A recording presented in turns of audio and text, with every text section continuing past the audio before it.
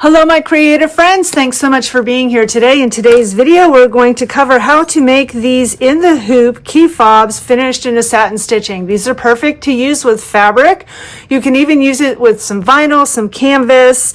These are great because they come in 5 different sizes, so 3 inches, 4 inches, 5 inches, 6 inches, and 7 inches long.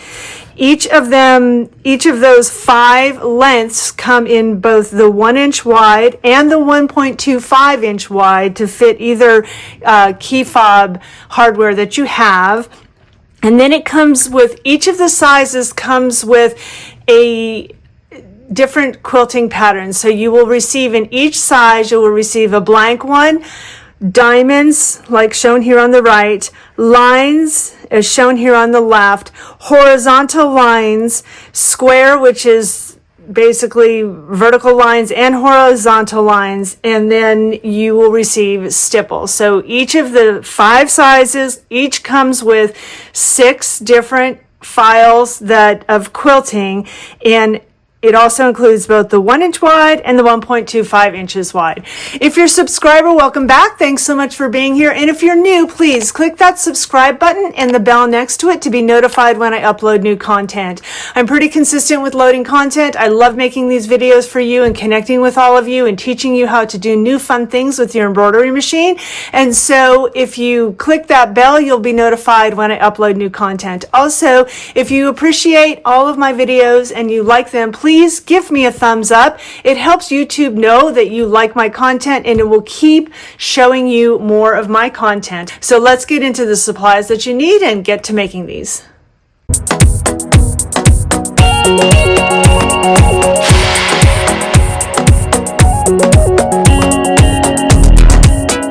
Let's talk about the supplies you're going to need to make these key fobs. You're going to hoop some tearaway stabilizer. I prefer medium weight tearaway. You're going to want the fabric pre-cut to the sizes that are described in the written instructions included with the file. So you want a piece for the front, a piece for the back, and your batting. You're going to want to have some good applique scissors to be able to cut the fabrics. You are going to want to have your embroidery thread, and then when you do the satin stitching, you want to have a matching bobbin with that. I like to have some glue for helping to hold it inside the key fob hardware when we're at that point. You're going to need your pliers, a good 7511 needle, and some tape. This is Transform medical tape. So these are the supplies that you're going to need to help you get started in this project. First step we're going to do is we're going to stitch the placement line. Now we are going to place down the batting or foam if you're using that, and we're going to tape it down, tack down the batting. Now that the batting was tacked down, we're going to trim close to the stitching. Next, we place the front piece of fabric down on top of the batting, covering all the stitching. We're going to tack this down and we're going to stitch the quilting. So if you want to have the quilting thread matching, then make sure you have that loaded right now. If you want it contrasting, you can change out your thread. If adding a name, stitch that now. The next step is we turn the hoop over to the back side. We take our back piece of fabric. We are going to tape that down. We will return to the machine and stitch the tack down for this back piece of fabric. We have tacked down the back piece of fabric. Now we're going to trim close to the stitching on all 3 sides. So the 2 vertical sides and the little points here, we are not going to trim this up here. So both the back fabric and the front fabric, we're going to trim like that. So to show you what that looks like, I trimmed along the 2 long vertical sides and the point here, left the long edge here. Same thing with the back. So now I'm going to return the hoop to the machine. Now is the time that the satin stitching is going to stitch around the 3 edges, the 3 sides of the key fob. So now is the time to change the thread color to the color that you want for your satin stitching, and also to change the bobbin to a matching color. Now that the satin stitching has stitched, the last step is going to be a top stitching on top of the satin stitching. If you don't want that, you can simply skip this step. But I changed my thread color to be a contrasting one so it can be seen. So you would want to change both the top thread and the bobbin thread. Okay, the stitching's all finished. Now we're going to pop it out of the stabilizer.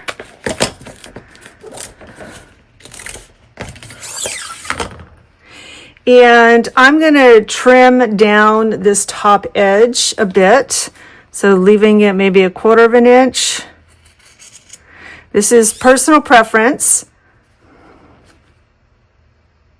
And I like to cut in a little bit on a diagonal so it's not poking out on the sides of the key fob. Now I have a little thread burning tool here that I like to use to clean up the excess thread tails. This is just, a little extra step.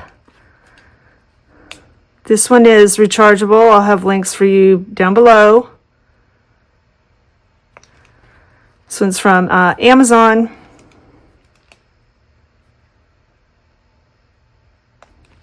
Sometimes it helps to get the stabilizer, little pieces of stabilizer. I also sometimes just like to use my fingernail like that. It helps to relax the stabilizer and get the stitching to come on the outside. So now I like to take a little bit of glue and I like to put it in the crease here, just a little bit to kind of grab that extra fabric that we have, to kind of hold it while I'm clamping down the key fob hardware. And now I take the key fob, so you can see these teeth are the back part, and this is the back side of my design, and I could tell that because there's no quilting on it.